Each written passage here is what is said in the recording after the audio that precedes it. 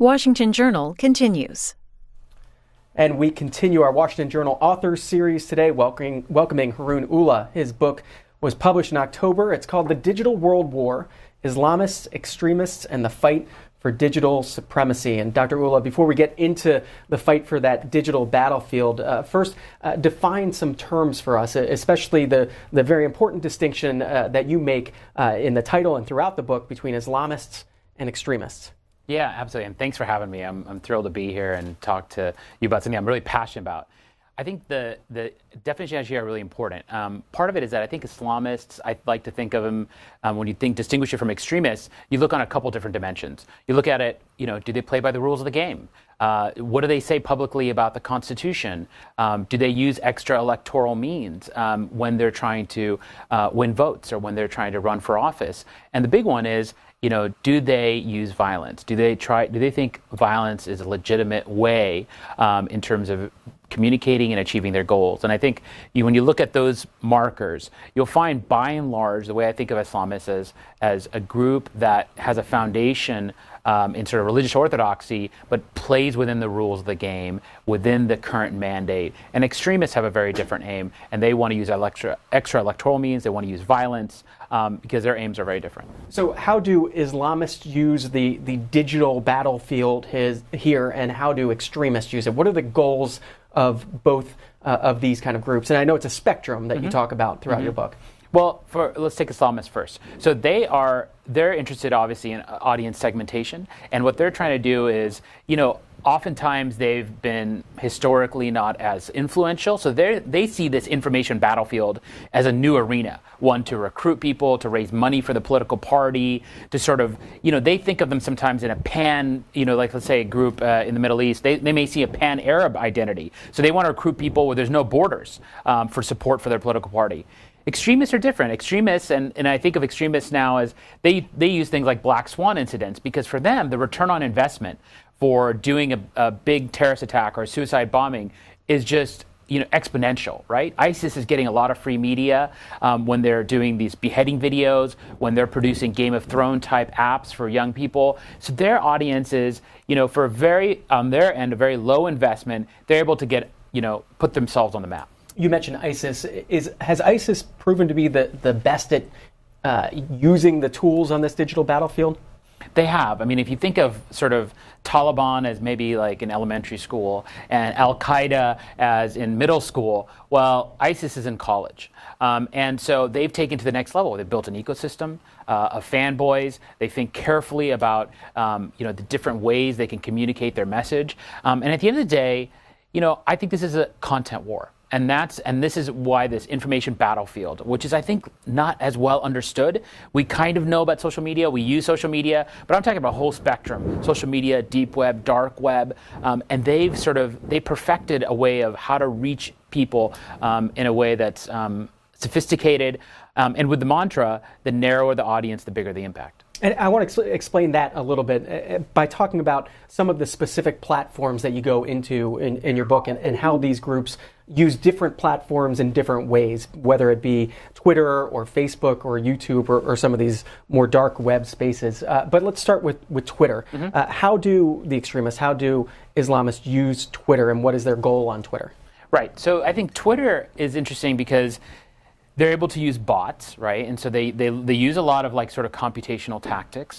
So they have, what they're trying to do is amplify their message. They're trying to get folks out there, they'll put up something that they know will violate Twitter's terms of service. It'll get taken off. They'll get taken off by Twitter, but then they just regenerate, right? So part of it is, how can we do that? The other way they use it, actually, interestingly enough, is they'll have some of their key influencers put out things that don't cross the terms of service. So on Twitter, they'll have people like Mohammed al-Arafi, who is the #1 person on Twitter, an extremist leader, religious leader based in Saudi Arabia. He'll do things where he puts a picture of a bushel of apples, and he'll say the caliphate is bountiful. Well, does that violate the terms of service? It doesn't on Twitter necessarily. It's not that he's advocating anything violent per se. It's not like he's putting a like around a black flag of ISIS. So They do things where they'll come up to the edge, and then they know that they'll reach one audience on Twitter, and then they'll move them to a more encrypted or end-to-end encrypted app, whether it's like WhatsApp or Telegram or something else. And so they have a whole range of how to reach people. So go to Facebook, and is it a different tactic and strategy that's being employed on Facebook? Yeah, I think on Facebook what they'll oftentimes do is they're looking for, Facebook is great for them in terms of how they can see where they can get the likes, and they can see where they might be able to get people that are sympathetic, that engage with them in discussions, right? So it's like finding the needle in the haystack of somebody that's sort of reaching out, somebody that's a fence sitter that might be interested in some of the content. They might see somebody who likes something that seemingly is pro-ISIS. And so for them, it's really about targeting. And I think that's where Facebook is really important. Twitter's about amplification, Facebook's about targeting. And YouTube is another social media platform you talk a lot about in your book. Yeah, YouTube is where they can visually tell the narrative. And they know that even if their videos get taken down, they can regenerate, or those videos can be put on other places. It's a great way, they do everything from 2-minute highlight reel clips to raw, authentic video from like kind of person on the street type video. But they're really attuned to this idea of visually telling the narrative, because they know that for a lot of the young people that they're trying to reach out to, they're not going to sit there and read a 100-page book, but they are going to watch a 3-minute video. Haroon Ullah is the author of the book Digital World War, Islamists, Extremists, and the Fight for Cyber Supremacy.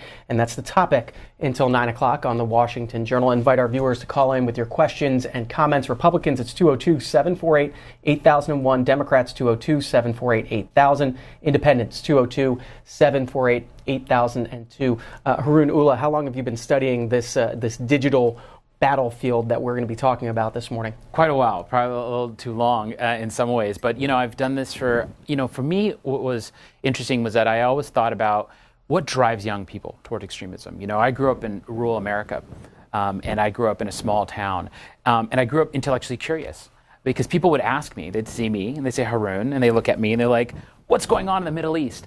And I would say, I don't know. They're like, well, tell us, explain to us what's going on in Iraq. I was like, I don't know. I drive a truck. I play tennis and baseball, and I don't know. I have no idea. But that planted a seed in me, because I wanted to go abroad and make sense of what's going on in Iraq, what's going on in Pakistan. But people say is maybe the most dangerous place in the world. These are black boxes for people, almost like the way we thought about Soviet Union, 50 years ago. And so I went abroad, and a lot of times what I did is I went into camps. I went into Taliban and Al-Qaeda camps.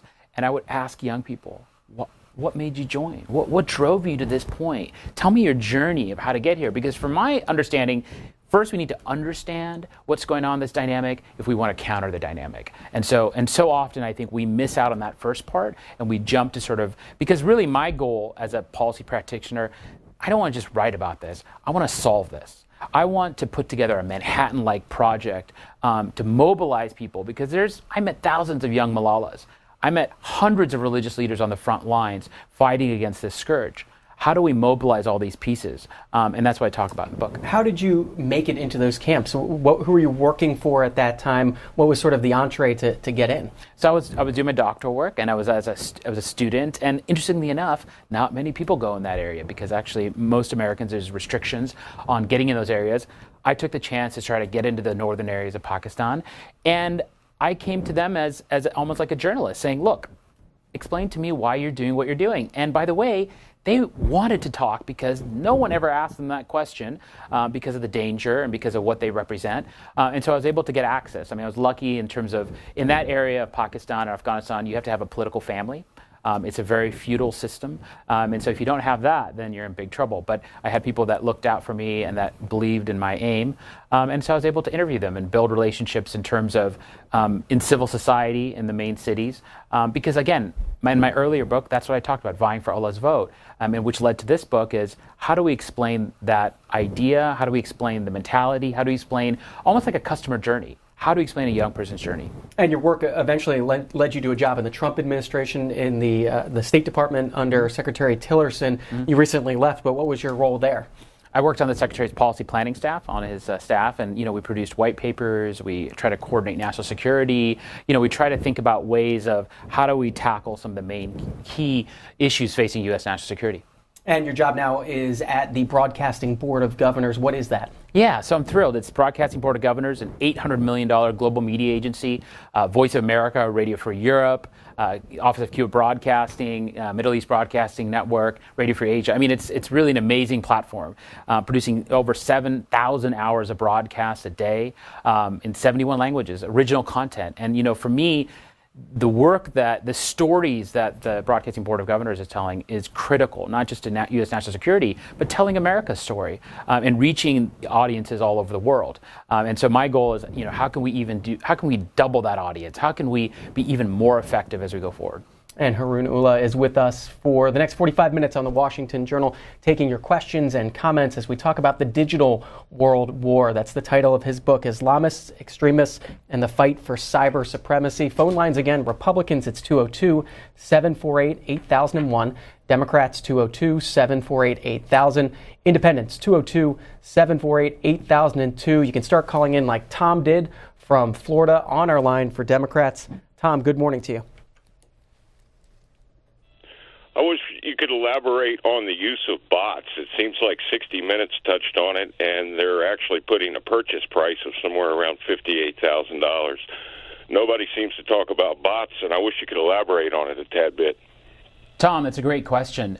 Look, you know, computational tactics are they're a big piece of this. In fact, I had a piece that came out yesterday in Vanity Fair, which looked at ISIS 3.0 and looked at the role of Silicon Valley and bots in terms on this information battlefield. And we find that ISIS early on, and I talk early on in 2014, started using computational tactics, started using bots because for them, one, it's cheap, it scales up pretty exponentially, and in a lot of ways, they're able to reach kind of an amplification and resonance in a way that they normally wouldn't. And even, you know, and then back then, some of the companies like Twitter and Facebook were a little slower. They didn't have the teams to take them off the internet. So their ability to sort of live on and able to sort of gain traction was much higher. So they continue to use bots. Now the sophistication in bots, I mean, they've learned from the Russians and what happened to the elections last year. And so they continue to use those tactics because they're able to reach key audiences in urban areas. Explain ISIS 3.0. It's the subject of your Vanity Fair story. Well, it's, you know, the way I thought about it was, look, in early 2014, most people were caught off guard by the rise of ISIS. We were still talking about Al-Qaeda, we were talking about Taliban, and all of a sudden, there were a few people, and the people that noticed ISIS were the web operators, people that saw stuff online. They started seeing virtual beheadings. And then it took a long time for the international community and government, civil society to mobilize against them. And so in my head, it was like, okay, so we're talking 3 or 4 years later. What is the next on the horizon? Yes, we see pictures from Raqqa and Mosul, and people want to say mission accomplished, but it's not yet mission accomplished because ISIS is continuing to adapt. But even more than that, what is the next around the corner? What is the next iteration? Like when we thought of Al-Qaeda, we were thinking of like cameras in caves, and then ISIS came along. Well, what's the next iteration? And we are seeing that next iteration. It's called Tahrir al-Sham. Whether they now have the staying power or not is a different issue, but there are almost like I think of them as a cloud caliphate. They are almost thinking about this information battlefield in a very unique way. And they're using crowdsourcing to recruit people. They're using Bitcoin oftentimes to sort of raise money. This is sort of the new iteration, and they're thinking about extremism on a different level. Cloud caliphate. So they're not as interested in creating a physical caliphate that they would have to then defend physical space. That's right. That's right. Absolutely. They're almost exclusively in this sort of virtual space. You don't have to travel anywhere. You can stay where you are. And so it's a very different approach. And now they're realizing there may be a whole suite of things that they can do, whether it's shut down electric grids or stealing intellectual property or, things that have dramatic effect, more than just sort of low-tech bombings. And so to me, it's like, how do we, as a U.S. government, as civil society, as the international community, mobilize? Because we have the best thinkers in Silicon Valley. We have the best tech people. We have the best military. We have the best, there's young people all around the world that are hungry to get on the front lines of this. But what we have is a collective action issue. Well, how do we put all these pieces together? And that's why I advocate in my book and in the article for a new Manhattan Project. We have to have that type of urgency. To Pittsburgh, Pennsylvania, James is waiting. Line for Independence. James, good morning. Hey, God bless you, gentlemen, and God bless being a human being. My name is James. I don't think there's a politician out there better than me, but I'm not going to get there. I'm independent. You know how hard it's getting together? My thing is, why?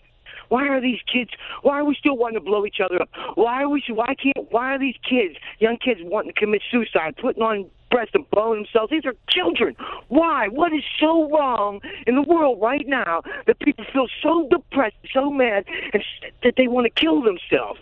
Why can't we get together? I mean, what is wrong? You think President Trump's cool? He's out there golfing. You think him and Mr. Bone Spurs? You think Mr. Bone Spurs is a good president? Well, James, we got your question. The why is what James wanted to know. Yeah, and that's a key question, and it's been a subject of my own research. Look, the why part of it is identity grievances. These young people grow up, they see a system around them that doesn't change. Let's say in the Middle East, they grow up with dictators. They grow up seeing a failed Arab revolution, and they want to do something. And so, oftentimes, like for example, a lot of young people, and some of my work that I did was interviewing defectors. I want to understand, why is it young people why'd they go to ISIS? And I interviewed them all around the world. And I wanted to ask them, what was it about their propaganda that attracted them? And what I realized is that for young people, a lot of them went with altruistic aims. They said, we wanted to get rid of Bashar al-Assad. I think everybody mostly agrees on that. But what happens, they got sucked in, and by the time they got there, it was too late. And so they have these identity grievances. There's a lot of dictators in the region, and they feel like, if I play by the rules of the game, it's not going to work. I have to go this other route. And so they oftentimes are not very religious at all. They're not appealing to that idea. They are a lot of them have criminal backgrounds, have mental health issues, but they get recruited because they want to try to do something. And to me, the idea is, these vulnerable youth, we have to provide them with a positive alternative narrative. And that's key to the Manhattan Project. If a vulnerable youth can find their way to an ISIS recruiter, why can't the United States government shut down those avenues? Well, part of it is it's hard to find oftentimes, right? They oftentimes are communicating within encrypted platforms. They're communicating on things that it's very difficult to get access to. And a lot of these groups are not using coded language. So they'll use things like kittens and Nutella, two of my favorite things. They're almost like gangs. Like you'll find gangs here in urban areas. They're using color-coded things. They're using other visual-coded things. So it's not easy always to identify. But to me, the key is that it's almost like a see something, say something, that there is, the same ways you think about child pornography and the same ways we think about identifying diseases, we have to have a new approach, almost like a public health approach, to sort of thinking about getting leaders on the front lines. Because oftentimes, I make a point that all radicalization is local. And so if you look at it, you start seeing patterns. So like, for example, in Tunisia, 80% of foreign fighters come from one small neighborhood in Tunis. So when you look at the same thing in Molenbeek in Belgium, so you start looking at these patterns, you say, wait a minute, this is not everybody's a potential extremist. It's actually a very small sliver, but it's coming from one area, and it may be a charismatic leader. It may be that there's a chain of people being recruited. So to me, that's the key, and that's a more effective approach. To John in Avon, Connecticut, line for Democrats. John, you're on with Haroon Ullah. Thank you so much. Yes, I do have a question regarding viruses on websites. Now, a lot of these viruses can come from clickbait. They can come from downloads, but I always look like these clickbait advertisements. My biggest question is, do you think these will change? Because, I want to believe that I've been randomly selected to win 2 free iPod Nanos. I want to believe that I'm the 999,999th visitor on this website. I want to believe that there are hot, sexy singles dying to meet me. So my biggest question is, do you think this stuff will change? Do you think there will be viruses out there? So you bring up an important point, which is that, the clickbait attracts people for a variety of different reasons, some of what you mentioned. And I actually think there's something being pioneered by Google and some other folks called the redirect method. And what it is it's using this idea of clickbait to identify vulnerable youth. So what happens is that when I Google search something about Syria, or I Google something about, identity grievances, on the right-hand side, there'll come up ads, right? And those ads can be targeted because you can actually see what people are searching for. Maybe I'll Google, how do I buy a ticket to go to Syria? And you can start the ads on the right-hand side. You can make them, this redirect method makes it so that people that think that is speaking to them, some of those ads. And when they click on it, it leads them down a path to give them information. In a lot of ways, information that they're seeking, that can actually move them away, saying, look, ISIS is not what you thought it was. The caliphate is not what you think it was. It's not this, Club Med for foreign fighters. But here's another way that if you want to do something productive, here's another route that's like a Peace Corps or something that's productive, because young people don't want to be told no. They want to do something. They have a lot of energy. Another part of your book focuses on the history of this digital battlefield. One quote from your book: "In every country in which they have a presence, the Islamists have proven more adept at using social media than established governments, and indeed almost all other politically active forces, crippling ruling parties first in the court of public opinion and then on election day." Why are they better at it? Why were they the first ones to be better at it in those areas? So part of it is because they had first mover advantage. And that is that they had to go underground because there were no public forums to sort of talk, to congregate. They were banned or they were censored. So they had early on to look for ways, using cassette tapes, using other means of going underground, because they were afraid of state-sponsored violence. So they were able to sort of pioneer certain things on the internet before others were, because it was about survival. You mentioned cassette tapes. Talk about the history of cassette tapes, specifically with the Iranian Revolution. Yeah, so cassette tapes play a huge role, oftentimes of spreading the message, whether it was Ayatollah Khomeini or other leaders, because, as many people know, Ayatollah Khomeini was abroad and exiled in Europe for most of the time. And so how do you get lectures that he was giving to people that were hungry for this content? And it literally was a whole system of basically, cassette tapes, traveling in suitcases and carry-on baggage, and people taking it all over and making copies in their basements. And that was how, and then people congregating in someone's basement to listen to these lectures. And that's how, early on, that was how communication traveled and how these lectures motivated and mobilized people. Now, if you think about, almost 50, 60 years later, the information battlefield is so much wider, and that's why this platform is so easy for them to use. Lewis is in Pikesville, Maryland, line for Independence. Good morning. Yes, I think the whole answer is common sense. Mr. Ullah, or Dr. Ullah, you interviewed those students in the areas, but the Americans need to hear some of these students' answers, and this is what I mean. You need to substitute the word to radicalize to just pissed off. Mm-hmm. These kids have seen their villages destroyed, their homes, their aunts, their uncles, their fathers and mothers destroyed, and their leaders decapitated. If you keep decapitating the leaders, you have no one to talk to, and they see a desperation. You just killed. It's like somebody in Philadelphia in 1776. The British came in with special forces and killed off George Washington, Thomas Jefferson, James Madison, Benjamin Franklin. So they have no leaders to negotiate a revolution of freedom. So I think you need to substitute the word radicalized and just put the word pissed off in there. They're just tired. And, these people will die for their cause. And when's the last time you heard someone say they'll die for Jesus? You see? So these people, if anytime you can't threaten a man with death, he is a dangerous enemy. So use some common sense and let us hear some of the answers these students have. Got your point, Lewis. Dr. Ullah. Yes, so look, Lewis, you're exactly right about defectors' stories are so powerful. Oftentimes when I would speak to defectors, one of the first questions I asked them was, in one word, describe ISIS to me. And in my mind, I'm thinking they're going to say something like dangerous or horrid or horrible or dark or, blasphemy. But they would say words to me like trust, belonging, identity. And I was like, talking to them in Arabic or in Urdu, and I'm like, almost like there's a disconnect. How could they think that? And part of it was I started to listen to their narratives and what is the propaganda that they're reading and what is it that they're consuming.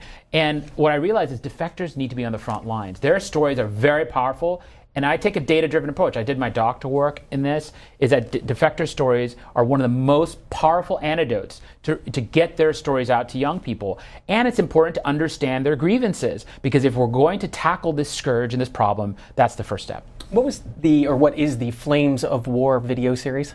So that's a sort of whole suite of almost like a Game of Thrones type of video series, where extremist groups are smart, and they're realizing that, look, we can't reach out to young people with 140-page books anymore, but we need to reach out to them that's something that's visually interesting, that's entertainment, that's drama, because for a lot of young people, they're coming out of video game generation, so they're playing video games, and they want to see, a lot of them it's machismo, adrenaline filled, and they want to see something that really kind of gets them excited. I want to show some viewers this from the Daily Mail. It focuses on ISIS propaganda posters, some of their recent propaganda pieces targeting attacks in the West in the New Year's. And I wonder if you're seeing the same thing in the visual cues that they're giving out in these pieces talking about attacking the West. I don't know if you could see it in your screen there, but I know you've seen this series as well.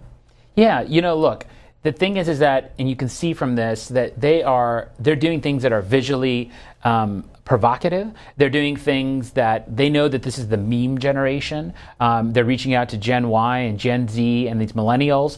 And so what they're doing is they're doing things that are planting these seeds for young people that have identity grievances or are vulnerable. And that's why I think it's so key. And when I talk about this Manhattan Project, we have so many people on the sidelines ready to fight against this. I mean, we have religious leaders all over the world, here in the U.S. and around the world. We have thousands of young Malalas, and I talk about this in the book called the 1-9-90 model. On social media, my research shows that 1% of people are content creators, are key influencers. 9% share content, and 90% are passive consumers. People like me and you we need to get more people off that 90% into that front lines of the battle, because those stories are organic, articulate, and they can turn the tide. Speaking of threats during the holidays and the New Year's, this story in today's New York Times, I should point out, the event in Times Square, the ball dropping in Times Square, has long drawn heavy security. But this year, the police said that they would send rooftop observation teams, counter snipers into more buildings. Officers will be patrolling hotels in the days leading up to the ball drop on New Year's. And for the first time, the police department is planning to attach reflective markers to the outside of buildings at certain intervals, so that in the event of an attack, officers can quickly figure out what floor a gunman is on, quoting James O'Neill, the New York City Police Commissioner, saying that there's no direct, credible threats to New York City, to Times Square specifically, or to any of our New Year's events generally. He said, out of an abundance of caution, however, you'll see a stronger police presence out there than we've seen in recent years. We've got about a half hour left in this segment of the Washington Journal. We're talking with Haroon Ullah about his book, Digital World War, Islamists, Extremists, and the Fight for Cybersecurity. Inviting viewers to call in, ask your questions as well. Bill called in from Mount Airy, Maryland, a Republican. Bill, go ahead. Hey, good morning. Morning, I Bill. wanted to ask, does the war, do you look at that as more of a means of suppressing or cutting off the message, or by countering the message and saying, showing how they're losing the war, or that they will not win, or, there's a better way to go? And how do you measure success in this war? Bill, fantastic questions. So I'll take the tackle, the first one. Look, we have to think about what they've done on the physical battlefield is they've set up a David and Goliath narrative. So even if they lose on the physical battlefield, they're able to win on the information battlefield. And they're able to sort of spin that in a way that supports them. So we have to think broader than just the war. The war is, the war, and God bless our military and our folks on the front lines. They're doing their job. But the problem is that, what we're finding is that in the virtual caliphate, in the virtual sphere, they're able to build on these identity grievances. And this is the other thing. They want a war with the West. They want a civilizational war. And so I think it's very important not to buy into the rhetoric of feeding into what they want. They actually want that because that legitimizes their viewpoints. And so I think it's very important to understand that we have to present alternative, positive pathways for these young people. And that what I've, in my work, and gets to your second question, Bill, is that, tit for tat messaging doesn't work. So what I say is that there's something called backfire effect. So like if somebody's telling me the caliphate is bountiful, and I'm like, no, the caliphate's not bountiful, what I oftentimes have in that sort of tit for tat is I'm reinforcing someone's predisposed belief. and they actually become stronger, saying, yes, of course the cows are bountiful. He's trying to tell me something different. So does it matter who that messenger is? If it's the United States government saying that it's not bountiful versus somebody who's left ISIS? So that's why defector narratives are very important, because they have credibility. They'd be like, I was just like you. I had those same identity grievances, but let me tell you why this path doesn't work. So messengers are important, but it's not just messengers, it's also about content. This is a content wars. And I believe in, a lot of people say, well, U.S. government produced content doesn't work. Well, I'll tell you, bad content doesn't work, whether it's produced by anybody. If you have good content, even produced by the U.S. government, which does produce good content, that can be effective. So we have to think about this in sort of a way that's almost like in terms of a content war, in terms of things that are media savvy, in terms of, I'll tell you what, in the Middle East last year, a lot of people don't know, the #1 rated drama was a drama called Selfie. And this drama is basically making fun of ISIS. And it's a comedian that goes around showing really kind of how stupid ISIS is. It's kind of like a Larry David kind of take on sort of ISIS. And it was incredibly popular. 20 million people watched per episode. That is incredibly effective, right? And ISIS hated it. They did death threats to all the actors and to all the producers at Middle East Broadcasting Corporation. But to me, we need 10 selfie programs because they're getting at the heart of it. They are directly tackling, dispelling the narrative, but doing it in a smart way that's sort of edutainment. On this issue of counter narratives, a story from the Allentown Morning Call from earlier this month focuses on this issue. They write, now many experts in radicalization are asking a basic question, though. If you can't beat them, why not ban them? Instead of coming up with new clickable content and stories to discredit terrorist propaganda, why not make the radicals' toxic material much harder to find on the internet? Better yet, why not just remove it altogether? Quote, I'm unconvinced that counter-narratives work, said Hani Farid, a computer science professor at Dartmouth and a senior advisor to the nonprofit Counter-Extremism Project. I don't think they're harmful. I have not seen evidence, though, that they're actually effective. Yeah. So, look, I think there's a role for censorship, and I think that a lot of the internet companies have realized, look, from their business model, they don't want this toxic stuff on their ecosystem. But I think oftentimes we overplay the role of censorship, and I'll tell you why. These groups are evolving very quickly. And they're using things, like I said earlier, of coded language. What are we going to start banning Nutella and kittens?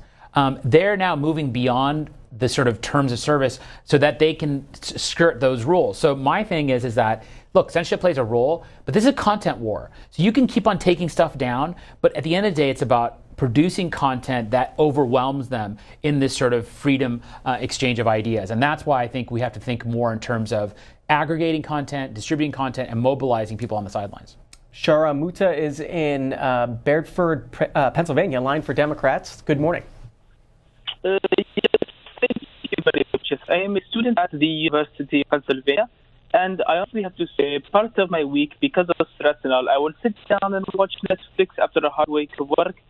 I'm saying this because the internet, after the FCC neutrality rules, there might be fast lane and slow lane, I am assuming. I want to wonder what your thoughts on that, because after a week, and so, I want to sit down, put on Netflix, dim the lights, and crank shank to Donald Trump's big penis. Shara Muta, you're going out in and out a little bit there. Did you get the question? Yeah, I mean, I think was asking about sort of playing off what we talked about with censorship and sort of on the information battlefield. Look, I think the main thing is that in this content war, we have to mobilize young people to tell their own stories. To me, that's the key thing here, because that, things like the selfie program, things like the young Malalas, these organic, authentic stories, they dry out ISIS. And this is why defectors are so important. I'll also mention, you mentioned about Hani and others. Look, I take a data-driven approach. And the voice of women, young women, the voice of mothers, incredibly moves the needle. I'm not talking about just behavior change. I'm talking about something that actually can stop young people from going down this path. So you talked about the narrative. What is the medium that we send that through? Is it point-to-point contact? Is it large-scale Facebook blasts? What's the best way that works? Well, I think oftentimes you have to think about, if you think about the customer journey, and you think about audience segmentation, so oftentimes, the large blasts don't work as well. I think the redirect method, what Google has done, is very, very influential because it's very targeted. It's looking at people that are already searching. that punch something into Google to sort of search for something. You already have people going along this journey. You also want to think about, where do people consume information? We're now in more echo chambers. We go to places to consume information that reinforce what our ideas are. So how do you get things onto those publications? I can blast something out on Fox News or CNN or on a TV channel, but young people may not be watching that. They're watching something else, Al Jazeera. They're watching Middle East Broadcasting Network. They're watching other things. So we have to think more carefully about, how do we reach those key audiences, and what are the stories that we want to tell. And are we doing that in the Trump administration? Did we do that in the Obama administration? Yeah, I think there's some understanding of that, but the issue is that, like, I'll give you an example. It wasn't until this past August that our cyber command became a unified command. So explain what that means. That means that it became a full standing operational command within our military to originate and carry out both operational things on this information battlefield. Before they needed others' authority and that they weren't as independent. And I think now that we are coming to understand the seriousness of what to do on this information battlefield. Under the previous administration, we created the Global Engagement Center, which was the right idea, which was based at the State Department, which was an idea of, it takes a network to defeat a network. But to me, it's just that we have to put more resources into this. And that's why it comes with the Manhattan Project. So the Global Engagement Center, the earlier version of it, it was funded at $5 million. Well, our military band is about $400 million. So think about that. This is time intensive, it's people intensive. Like it is a Manhattan Project. We have to think about the 1940s. We need people that are the best and brightest. We need to recruit them from the private sector and from all over, combining them with the know-how we have in government, and mobilize these young people's stories. So I know the 2018 budget is still up in the air, and we're working on continuing resolutions, but what did the Trump administration request for this specific task in their budget request? Well, the Global Engagement Center the budget has been increasing. I think this year they're around $60 million. They've requested more money. And so to me, that's moving in the right direction. The thing, though, is that we have to work with partners, though. This is a key part of it. Can't do it ourselves. It takes a network to do network. So, I'm only as good as, for example, the Nahdlatul Ulama, which is based in Indonesia, which is one of the largest civil society groups in the world and very effective. So that is our loafers on the ground. That's our diplomats and all of our embassies and consulates. They're the ones that are able to strike those partnerships, whether it's with them, whether it's content hubs in the Middle East, like the Sawab Center. To me, that's where the real key is. Steve's waiting in Phoenix, Arizona, line for Democrats. Good morning. Hi, good morning, and thank you for C-SPAN. I have a kind of a two-part question. One, I hear that a lot of people get radicalized online, so it doesn't seem to matter where they're from if they can just get online. And the other one is, you mentioned the fact that before the Internet came along, they had to use cassettes and things that had to be distributed, which took longer, therefore made it even harder to spread those ideas in a timely manner. Since that is an effective strategy, how come we just don't shut down the Internet to, like, say, religions? So, I think that a lot of my research shows that, it's the lone wolf phenomena actually doesn't play out. That's a little bit of a misnomer, that young people don't just get radicalized sitting in a basement watching videos, that they have dozens of people, oftentimes hundreds of people in touch with them, to sort of convince them, to recruit them, and to sort of get them, play on their identity grievances. And so we have to think about that sort of local radicalization, what I talk about. And again, on censorship, I'm pretty clear. It has a small role, but we can't overemphasize that. It's a content war. You can spend all your time trying to take down content, but the problem is that you're never going to be ultimately successful because they're already 3 steps ahead and thinking about content that doesn't violate those terms of service. Just about 15 minutes left in our conversation with Haroon Ullah. The book is Digital World War, Islamists, Extremists, and the Fight for Cyber Supremacy. If you want to call in with your questions or comments, Republicans, it's 202-748-8001. Democrats, 202-748-8000. Independents, 202-748-8002. On that line for Independents is Brian in Illinois. Brian, good morning. Hi, good morning, gentlemen. I enjoy the subject. And what I would like to comment on is that in addition to what you're discussing, all the other problems that have evolved with the Internet, hacking, identity theft, on and on and on. What bothers me is the Goliaths that control the Internet and make piles of money, Apple, Google, Microsoft, Bill Gates, on and on and on. These people are sitting on piles and piles of money. Why aren't these large organizations spending some of that money they're sitting on fighting extremism, fighting hate, fighting people that call for the death of other people, fighting the cyber criminals? We don't hear anything about it. I mean, they have literally, between the 5 biggest companies, they're sitting on trillions of dollars of profit. What are these 5 organizations doing? Got your point, Brian. Yeah, so Brian, great question. They are better understanding it. And I have to say, I've seen over the years, they were slow to recognize it, but have really come to the forefront. I think Facebook had their global head of public policy, Monica Bickert, done kind of fabulous job of putting money towards programs like the peer-to-peer program to fight extremism, mobilizing young people. They recognize, as much as anybody else, from a business standpoint, it doesn't make sense for these people to be polluting their ecosystem. And so we have to continue to push them, Brian. So I think what Brian's saying is right, is that we need to continue to push the companies to put more resources into this, to think about digital dust. But we do find that they are now starting to put more money in it. And the reason is because from a business standpoint. To Linda in Truman, Arkansas, line for Democrats. Linda, good morning. Hi, yes, I'd like to know what the author thinks about that English bin Laden video. It was a propaganda video that stated that what they were fighting for was to overthrow white world rule, that they were tired of white people ruling the world, and that they wanted equal treatment. I would like to know if that affects ISIS and if that's not what they're actually fighting over. Right. So interestingly enough, I mean, when we look at Al-Qaeda and when I've studied ISIS, they just want a war with the West. So they want West, and they think everybody in the West is culprits, right? So they in a lot of ways, they're sort of racially neutral. I mean, they see anybody that's living in the West has sort of sold out, and they try to make them the other. And so that's the civilizational war that they want. You know, and I'll go back to also tying back to something Brian mentioned.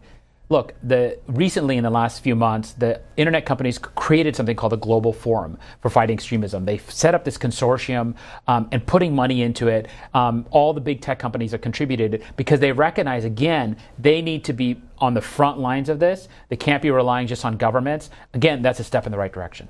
Another piece from your book, The Digital World War. You write, rather than pushing Islamic parties further into the arms of extremists through policies of suppression, Western powers would be wise to exploit tensions between these groups and to look for points of shared interest with Islamic parties, interests that may well serve as the basis of dialogue and cooperation. You're suggesting working with some of these groups. Is that a dangerous thing to do? How do we trust them?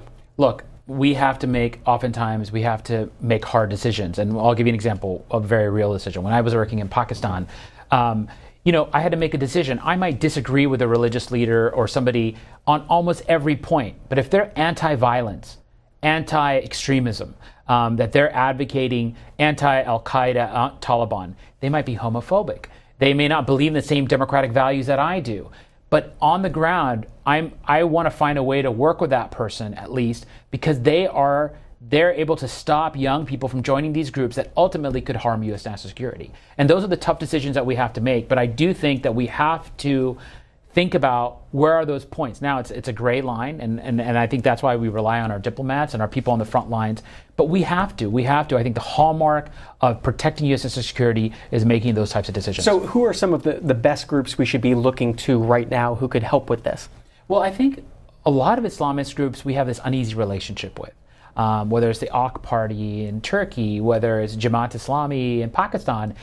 What I'm advocating for is that we at least have dialogue to try to think about it, whether it's back channel, because oftentimes these groups are able to moderate the more extreme elements within their country, or at least they have a conduit to sort of talk those people off of the fence. And at least we have to understand where are these young people, where are the grievances coming from. So do we have those conduits right now? Is that happening? I think to some extent, not as much as I would personally like. I think, again, we have to kind of allow our diplomats to do that kind of work, because that is the real hard work of diplomacy. I think of diplomacy as not soft as sort of jazz concerts in Budapest, but it's really doing this kind of hard work that really protects U.S. national security. And at what point could that backfire?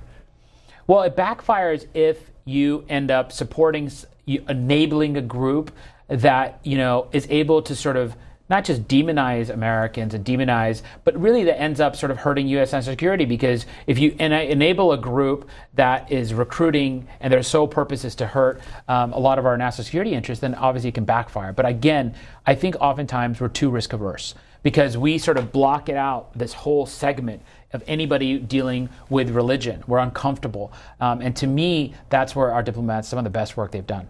A question from Twitter as we've been having this conversation. I believe Barkway is talking about United States content. When does content become propaganda? Well, when you think about it, let's say take it from ISIS, content becomes propaganda in terms of what the aim is. And the aim is oftentimes to convince people, to confuse people. As I said early on, when I used to interview defectors, they give me the one-word answer. Propaganda was to drive them oftentimes to do something that they knew wasn't authentic, but to get them to buy a ticket to come visit. And oftentimes they lured them there, and then they gave them jobs as janitors. And so again, young people by that time was too late. And so that propaganda is something that's been a hallmark for ISIS. How do we get them to see what we're putting out as content, as a different way of living, and not just as U.S. propaganda? So you have to have, messengers are important. We talked about this. Key influencers are important. Thinking about where do people get their information from. And there's tons of people that are willing to be key influencers, people in civil society, religious leaders, community leaders, women that are leading groups in different areas. I mean, there's people on the front lines, and we have to think about those partnerships, because again, it takes a network to defeat a network.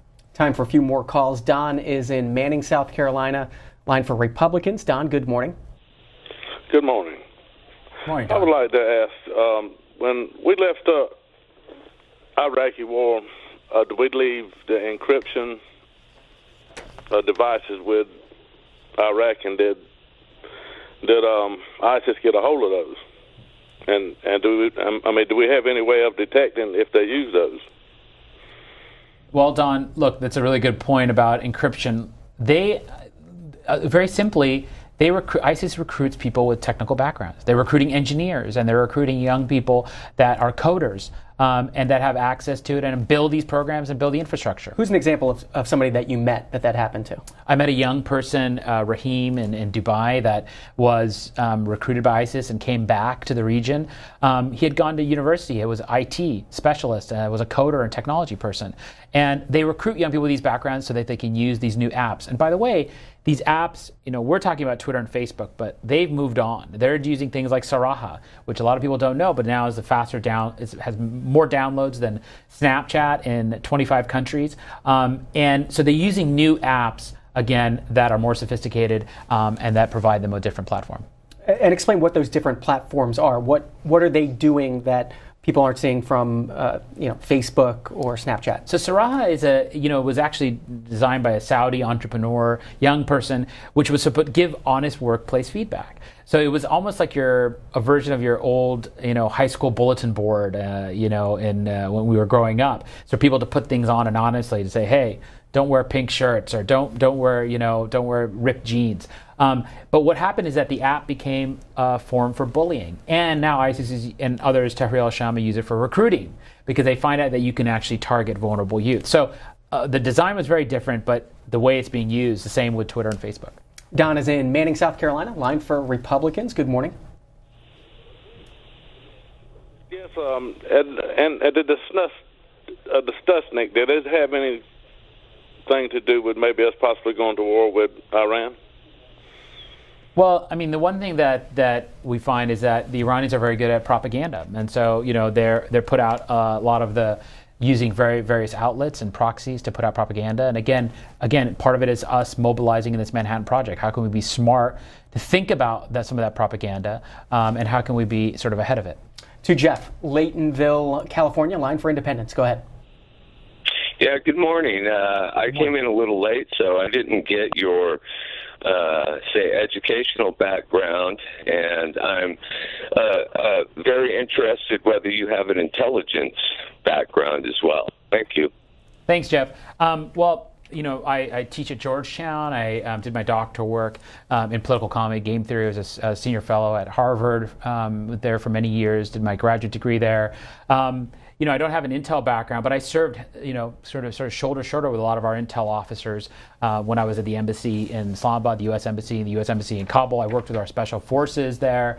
And so, that's where my perspective comes from. I think of myself as a field person. I don't think of myself as, look, the best work, and I look at myself as not being done from D.C. The best work is out in the field. And that's the people we need to enable. And is that something you're going to continue in your work as a Chief Strategy Officer at the Broadcasting Board of Governors? Absolutely. And that's why I think Broadcasting Board of Governors is kind of this fantastic platform, because they're out there telling stories. There's over 2,600 affiliates all over the world. We're partnering with not just TV stations and radio, but with digital platforms to tell America's story and to be at the tip of that spear. Time for just a few more questions. Richard has been waiting in Malden, Massachusetts. Line for Democrats. Go ahead. Hello. Hey, Richard. Good morning. Yeah. The problem here with the violence, extremism, and the terrorism is all brought on by this country. We go over there. We've been over there since World War II, and we have killed more people over there. And the woman that called up, a few callers back, said about the white world taking them over. That's why we got an embassy over there in Iraq, bigger than Vatican City. We're infested with CIA over there. We're infested with contractors, which is soldiers of fortune. So Richard, what's your question? My question is, that's why we're being bombed. That's why we're being attacked, because they're coming. We'll go over there pushing them around. They're going to push us back.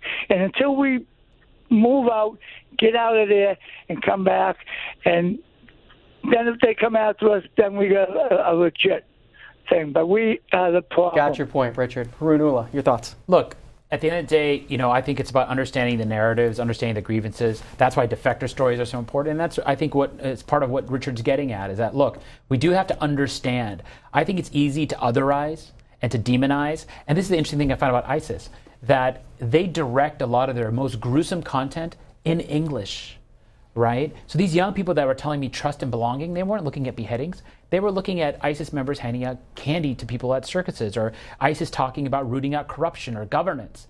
So ISIS, 80% of their messaging, for example, in Arabic is positive. So they're using the scary, bloody, gory, horrific stuff to do what? To scare me and you in English. David, waiting in Los Angeles, California, line for Independence. Last caller. Okay, I would like for you to give me just a second or two here, because what you have out here is, I believe, a lot of Islamophobia, and he is pretty much contributing to it. And it's granted that all of what he is saying for this is propaganda and his take on everything is from a granted point of view that Islam equates with terrorism. This identity grievance stuff, and it makes it where anybody who's a Muslim who has a grievance, a true and natural grievance, as one of your callers pointed out, about the things of the American foreign policy, then they are suspect if they go online and pronounce some of these grievances, things that tags them. So what I'm suggesting to this guy is that what he is doing is perpetuating Islamic phobia and making it where Muslims do not have freedom of speech. Got your point, Haroon Ullah. Is that what you're trying to do? No, absolutely not. Actually, I fully agree with what you said, because I actually, in my research, shows that Islamophobia contributes to supporting ISIS, that actually they use those narratives. So they pick up what Islamophobes are using, use it in their propaganda to try to do this civilizational war. And I think, we need to tell the stories of, part of what I've found in my work is the stories of American Muslims serving in the military, as teachers, as doctors, as engineers, as been here for hundreds of years. Those stories are incredibly powerful, because when you read ISIS propaganda, they'll say things like, oh, there's no mosques in the U.S. I mean, there's more mosques in the U.S. than most places in the world because of freedom of religion and freedom of speech. So Thomas Jefferson, had a copy of the Quran. Those are the type of stories that we need to be telling people, because that's an integral fabric of who we are, and that actually directly tackles their core thesis. So I actually agree exactly what you said, and that's a big part of my own work. The book is Digital World War, Islamists, Extremists, and the Fight for Cyber Supremacy. The author, Haroon Ullah. Thanks so much for your time this morning. Thanks for having me. And in our next segment of the Washington Journal, we're going to return to